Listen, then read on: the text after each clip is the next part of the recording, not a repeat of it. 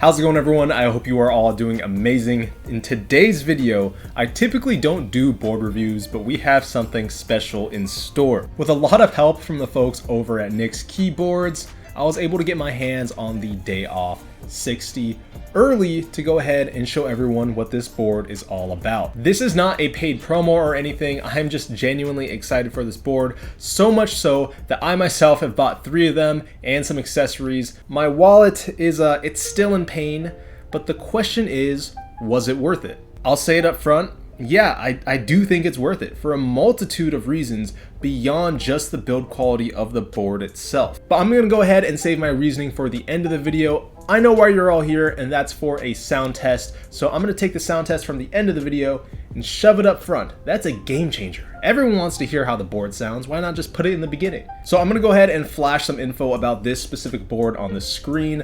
I personally did not build this. This was shipped to me with the switches and the stabilizers pre-installed. All I did was I threw on the GMK caps and it was pretty much good to go. I'm not a huge fan of the split spacebar layout. If I had built it, I probably would have used your standard 6.25U spacebar, but it came to me like this and I said, hey, I got the kitting for it, so why not try it out? And it was a little awkward to type on, but other than that, it felt great. So here's your sound test.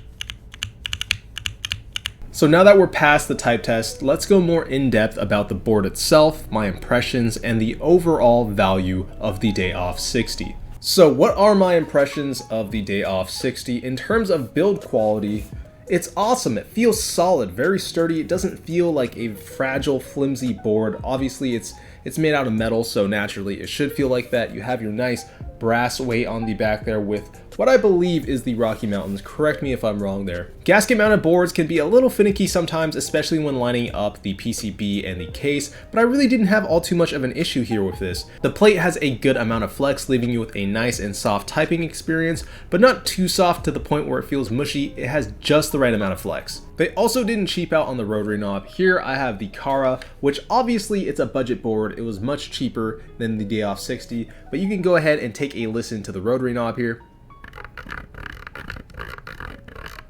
A little clunky, and if we compare that with the Day Off 60, you can hear how much smoother this is. So moving on to value. Now, the Day Off 60 starts out at $410. That is by no stretch of the imagination cheap. That's, you know, a pricier board. $410 could be living expenses for someone for a month or two. But if you're in the hobby and $410 is a price range that you're willing to work with, I mean, the quality of this board, you could essentially use it for the rest of your life if you keep it nice, minus the PCB, because that's, you know, electronical components that can go out at any time. That's like playing the lottery. I always suggest getting an extra PCB. I got one myself, so just pro tip there. As well as boards in that price range tend to retain their value, if not go up over time. So if you end up not wanting it, you can always sell it and recoup your funds and put that towards another board. One thing I do want to applaud Nick's on is their willingness to take a risk. They very easily could have gone down the road of outsourcing the manufacturing and making the lead time for the board much longer in order to maximize profits, but they went ahead and said, forget that, let's manufacture everything locally to where they are, which is in the US, and they're aiming to get the board out in less than 4 months, which is like insanely fast for a group buy nowadays. It feels like in this current state of the keyboard world, things like lead times are just getting longer and longer and longer. So when someone goes ahead and takes a stance and says, hey, you know, we're going to try and get something out as quick as possible. Yeah, it's going to cost a little more, but is what it is. It's kind of refreshing, to be quite honest. I'm sure if GMK group buys raised their price to $200 but cut down their lead time to about 6 months or 5 months, people would eat that up. So I don't see why that can't be the situation with a board. So on a final note, do I regret spending about $1,800 on the 3 boards and all the accessories I got? No, not at all. If you're interested, the Croup Pie is running for one more day today. I was hoping to put this video out a couple days ago, but I got really busy and some stuff happened, so I'm doing it now. It is currently 4 a.m. This video is going to be up in a few hours, and I suggest if you want to get the board and you can afford it, join the Group Buy, man. You're not going to regret it.